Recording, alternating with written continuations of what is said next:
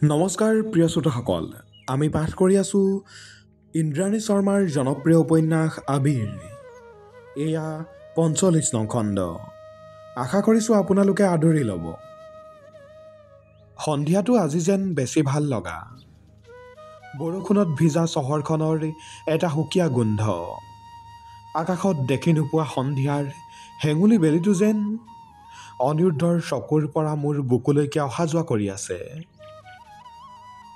তেওঁৰ ফালে চালেই চকুকেইটা সৰু কৰি নাইবা চেলাউৰি কোচাই বিশেষ ভংগীমাত আকৌ সোধে, কোন সেই বিশেষজন? মই উত্তৰ নিদিয়াকৈ বাহিৰলৈ চাই পঠিয়াওঁ। এনেকৈ আহি ৰুমৰ ওচৰ পালোহি। হাই নিড এন আনচাৰ চোন, ভাবি চাম। আৰু অলপ খং উঠাবলৈকে কৈ দিলোঁ, অনন্যা, মোৰ কথাবোৰ আজি প্ৰথম কাৰোবাৰ আগত কৈছোঁ।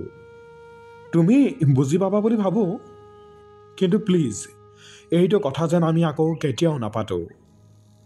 মই মা পাপাৰ কাৰণে বহুত কথাই পাহৰি লাইফত আগবাঢ়িছোঁ। মোৰ বাহিৰে তেওঁলোকৰ কোনো নাই। I try to keep them happy. আৰু সেইকাৰণেই নিজেও যিমান পাৰোঁ ভালকৈ থাকিবলৈ চেষ্টা কৰোঁ। মই বুজিছোঁ। Thank you. নামি আহিলোঁ। তেওঁ আনদিনাৰ দৰে আজি মোৰ সৈতে খোজকাঢ়িবলৈ গাড়ীৰ পৰা নামি নাহিল। হয়তো ভাগৰুৱা। ৰাস্তাটো পাৰ হৈ এবাৰ ঘূৰি চালোঁ। তেওঁ ৰৈয়ে আছে। মই চোৱাৰ লগে লগে হাঁহি এটা মাৰি গাড়ী ঘূৰালে। বুকুত নতুন কিবা এটা সামৰি ময়ো আগবাঢ়িলোঁ। দিনটো আজি বিশেষ আছিল। শিৱালৈ ফোন কৰি ডাক্তৰৰ লগত হোৱা কথাবোৰ পাতিলোঁ। গোটেইখিনি প্লেনিং কৰিবলগীয়া হৈছে। ভায়েকক আনি এডমিট কৰা, মাকৰ থকা ব্যৱস্থা, পইচা, এই সকলোবোৰ। তাই আৰু মাকে মিলি যেনে তেনে ২ লাখ টকা যোগাৰ কৰিছে। মোমায়েক এতিয়াও একেটা কথাতে লাগি আছে। শিৱাই বিয়াত সন্মতি দিলেই দৰাঘৰৰ মানুহে খৰচখিনি কৰিব। এইবাৰ তাইক গালি পাৰিলোঁ। মুখত যি ওলাই তাকে বকি দিছোঁ। বিয়াৰ পাছত যদি ভায়েক মৰি থাকে তেতিয়া কি কৰিব? অদ্ভুত কথা কিছুমান লৈ মানুহে মোৰ গৰম কৰি থাকিলে মই বেছি দেৰি সহ্য কৰি থাকিব নোৱাৰোঁ। তাই কান্দিছে, কিন্তু মোৰ বেয়া লগা নাই। খং এটাহে উঠি আহিছে। শেষত যেনিবা তাই বিয়াৰ বাবে মানা কৰি দিম বুলি মান্তি হ'ল। পইচাৰ দায়িত্ব ল'লোঁ যদিও কেনেকৈ মিলাম তেতিয়াও ভাবি পোৱা নাই। শিৱাৰ ফোনটো কাটি ককালৈ ফোন কৰিলোঁ। তৰাই নি ককাক দিলেগৈ। ভালে আছনে গোসানী? আছোঁ ককা। তোমাৰ ভালনে? মোৰনো কি ভাল বেয়া, খবৰ লওঁতা নায়েই। তয়ো পাহৰিছ আজিকালি। শেষলৈ ককাৰ মাতটো থুকাথুকি। দুখ এটা উজাই আহিল। মানুহজন অকলশৰীয়া। মোৰ পৰা অকণমান মৰম আশা কৰে, তাকো মই দিব পৰা নাই। ককা, মোক এমাহ সময় দিয়া। মই চব ঠিক কৰি লৈ আনিমগৈ তোমাক, হ'বনে? এনেই কৈছ, মোক নিলে তোৰ দিগদাৰীহে হ'ব। ককা, তোমাৰ বাহিৰে মোৰ কোন আছেনো? বেয়া পাইছা বুলি জানিছোঁ, কিন্তু মোৰো কিছুমান অসুবিধা আছে। পইচাৰো অলপ টনাটনি হৈছে। এইবাৰ ককা জকজকাই উঠিল। মোৰ নাতি হৈ তেনেকৈ কেলৈ আছ? কি কৰিম মই পইচা সোপা? মৰিলে লৈ যাম নেকি লগত? দেউতাৰ পইচা মোক নালাগে। তোৰ বাপেৰৰ বাপেক মই, বুজিছ? সেইবোৰ চব মই গঢ়া সম্পত্তি। কোনে কি কৰিব পাৰিব? ককাৰ মাতটো ডাঙৰ হৈ গৈছে। ঘৰত আকৌ অশান্তি হোৱাটো মই নিবিচাৰোঁ। দেউতাই এইবাৰ নিৰ্বাচনত বহুত পইচা খৰচ কৰিছে বুলি ককাৰ পৰাই গম পাইছোঁ। দেউতাই নিজে কেতিয়াও নিৰ্বাচন নেখেলে। He is the king maker. আমাৰ ঠাইৰ বিধায়ক কোন হ'ব? বাগানৰ মজদুৰে কাক ভোট দিব? নিৰ্বাচনৰ আগে আগে কোনটো কথা বিয়পিলে ভোট কোনফালে যাব? এইবোৰৰ আলোচনা আমাৰ ঘৰত হয়। আগতে ককাই পৰামৰ্শ দিছিল, ঠাইখনৰ উন্নয়নৰ কথা কৈছিল। এতিয়া দেউতাই দিয়ে। নিজৰ আৰু তেওঁৰ চামচাবিলাকৰ উন্নয়নৰ কথা পাতে। ককাৰ খং যে সেইবোৰ লৈয়ে উঠিছে সেয়া বুজিছোঁ। ককা, তুমি পইচা অলপ পঠিয়াই দিব পাৰিবা? খুজিছ যে, সেইবোৰ চব তোৰেই, কিমান লাগে? সিবাৰ ভায়েকৰ কথা ককাক বিৱৰি ক'লোঁ। দুখ পাইছে মানুহৰ জঘন্য মানসিকতাৰ কথা শুনি। মই কাইলৈকে যোগেশক লৈ বেংকলৈ যাম। মই থাকোঁতে তই একোকে চিন্তা নকৰিবি মাজনী। মই চিন্তা নকৰোঁ ককা, তুমিও চিন্তা নকৰিবা। এইটো মাহ তাতে থাকা, ওচৰৰ মানুহখিনিক ভালকৈ লগ কৰি লোৱা। মই ঘৰ চাইছোঁ, চব মিলিলেই লৈ আনিমগৈ তোমাক। মোৰ লগতে থাকিবা সদায়। আমি আকৌ আগৰ নিচিনাকৈ থাকিম দেই।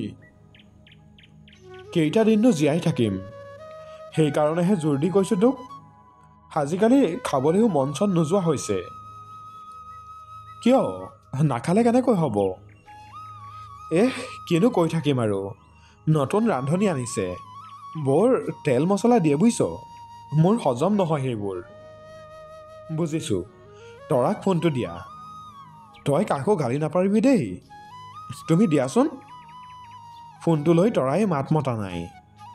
তৰা, নতুন ৰান্ধনি কবি ককাই যেনেকৈ খায় তেনেকৈ বনাবলৈ। এই এমাহত ককাৰ যদি কিবা হয় মই কি কৰিম চাই ল'বি। আৰু এইটো কথা মই যেনেকৈ কৈছোঁ একদম তেনেকৈ গৈ মাৰ আগত কৈ দিবি। মই আকৌ ফোন কৰিম। ফোনটো মই কাটি দিলোঁ। এইবোৰ অশান্তিৰ অন্ত পেলাবই লাগিব। সোনকালেই ঘৰ এটালৈ শ্বিফ্ট কৰিব লাগিব। আজি অনিৰুদ্ধৰ কথাবোৰে এতিয়াও বুকুত খুন্দিয়াই আছে। ক'ব নোৱাৰা কথা কিছুমানে এনেকৈয়ে মানুহক শেষ কৰে। গুণাগথা হিচাপ নিকাচৰ মাজত কেতিয়াবা বহুতেই দেৰি হৈ যায়। জীৱনত এতিয়া বহুত বেছি একো নিবিচাৰোঁ মই। ককা আৰু থুপুৰ সৈতে এটা সুখী জীৱন। বিলাসী জীৱনৰ প্ৰতি মোহ নাই। শান্তি বিচাৰোঁ এতিয়া, অকল শান্তি। কেতিয়াবা সপোন দেখোঁ, এটা সৰু ঘৰ, বেলকনিত এখন আৰামী চকী, ককাই তাতে বহি চাহ খাব, মই ওচৰতে বহি চাই থাকিম। কোলাত থুপু থাকিব, সি ফুটা নুফুটাকৈ কথা ক'ব। কেতিয়াবা মই সপোনটোত আৰু এজন মানুহে ভুমুকি মাৰেহি, হাঁহি হাঁহি আমাৰ সৈতে কথাবোৰ শুনি থাকে। সেই মানুহজন আজিকালি মোৰ প্ৰতিটো কল্পনাতে থাকে। কৈ দিব খুজিও কৈ দিব পৰা নাই মই। ভয় লাগে মোৰ। ভাল লগা সকলোৱেইচোন মোক এৰি থৈ গুচি যায়। আইতাই এৰি যোৱাৰ দিনা মই কান্দিবও নাজানিছিলোঁ। ককাৰ পিছে পিছে ঘূৰি ফুৰিছিলোঁ। তাৰ পাছত বহুদিন আইতাৰ কপাহী চাদৰ এখন লগতে লৈ ফুৰিছিলোঁ। ককাই তৰা হৈ যোৱা বুলি কোৱাৰ বাবে আকাশলৈকে চাই থাকিছিলোঁ। ভগৱানক ভাল নোপোৱা হৈছিলোঁ। ককাৰ সৈতে সন্ধিয়া গোঁসাই ঘৰত সোমাই লৈ মনতে ভগৱানৰ লগত কাজিয়াহে কৰিছিলোঁ। প্ৰসাদৰ গোটা আপেল থপিয়াই আনি খাইছিলোঁ। সেই দিনবোৰ ইমানেই দুখৰ আছিল যে মোৰ মনৰ পৰা এতিয়াও আঁতৰাব পৰা নাই মই।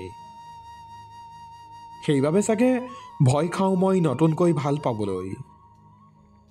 কিন্তু অনিৰুদ্ধক ভাল নোপোৱাকৈ থকাটো যে এতিয়া প্ৰায় অসম্ভৱ হৈ পৰিছে মোৰ বাবে।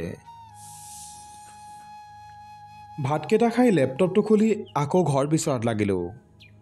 1 BHK ঘৰ এটা পচন্দ হৈছে। ভাড়া 12,000 টকা। অফিচলৈ অলপ দূৰ হ'ব, কিন্তু ঠাইখিনি অলপ শান্ত, ককাই ভাল পাব। স্ক্ৰীণত ঘৰ চাই চাই ওঠত লিপ বাম লগাই থাকোঁতে মনত পৰিল অনিৰুদ্ধৰ সেই গোটেই তেজবোৰ যেন গাল দুখনলৈকে বৈ আহিছে। একে সময়তে ফোনৰ স্ক্ৰীণত তেওঁৰ নম্বৰটো জিলিকি উঠিল। হেল্ল', কি কৰি আছা? ঘৰ চাই আছোঁ। ককা সোনকালে আহিব বিচাৰে। মোৰ ওচৰত এমাহ সময় আছে। দেৰি কৰি নাথাকিবা, লৈ আনাগৈ। ঘৰটো লৈ লওঁ, মই হেল্প কৰি দিওঁ। কাইলৈ চাই আহিমগৈ, দৰকাৰ হ'লে আপোনাক ক'ম। ইউ ষ্টিল ডোণ্ট ট্ৰাষ্ট মি না? বিশ্বাস নোহোৱাকৈ আপোনাৰ ঘৰত আপোনাৰ সৈতে ইমান সময় নাথাকিলোহেঁতেন। মই জোৰ কৰি লৈ আহিছিলোঁ ন। অনন্যাক কোনেও জোৰ কৰি একো কৰাব নোৱাৰে, মই জানো। আপুনি কিবা খালে? নাই, মন যোৱা নাই। কিয়? চাহৰ টেষ্টটো গুচি যাব যে? সেইটো আকৌ কেনেকুৱা কথা? অনিৰুদ্ধক বুজিবলৈ আৰু সময় লাগিব চাগে মোক। এনেকুৱা কথাবোৰৰ উত্তৰ মোৰ ওচৰত নাথাকে কেতিয়াও। মই শুই যাওঁ, ভাগৰ লাগিছে। Okay, good night. ফোনটো কাটি লৈ আকৌ ঘৰ বিচৰাত লাগিলোঁ। ইমান সোনকালে মই যে নুশু সেইটো তেওঁ জানে। এইবাৰ মেছেজ কৰিলে, তোমাৰ চেম্পু, লিপ বাম চবতে ষ্ট্ৰবেৰী আছে ন? আই লাইক ইট। কি? ফোনটো লগে লগে অফ কৰি লাইটকেইটাও অফ কৰি মূৰে গায়ে কম্বল লৈ শুই থাকিলোঁ। মই এসপ্তাহমান ছুটি লোৱা ভাল নেকি? প্ৰিয় শ্ৰোতাসকল, পৰৱৰ্তী খণ্ড শুনিবলৈ আমাৰ সৈতে সংযুক্ত হৈ থাকিব। ধন্যবাদ।